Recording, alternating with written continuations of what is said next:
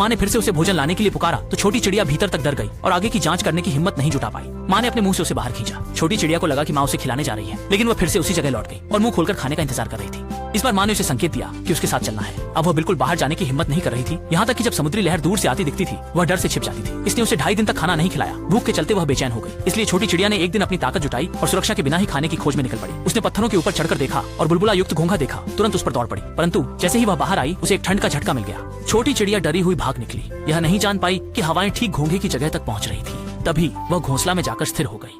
स्पष्ट था कि यह उसकी मर्जी नहीं थी। ध्यान से देखने पर वह 2 वायर क्रैब थे। ये पहली बार था जब छोटी चिड़िया ने ऐसा जीव देखा। उसने चंचलता से रेत डाली और उन्हें ढक दिया, लेकिन छोटे वायर क्रैब ने भी हार नहीं मानी और उस पर चढ़कर उसे मुंह मार लिया।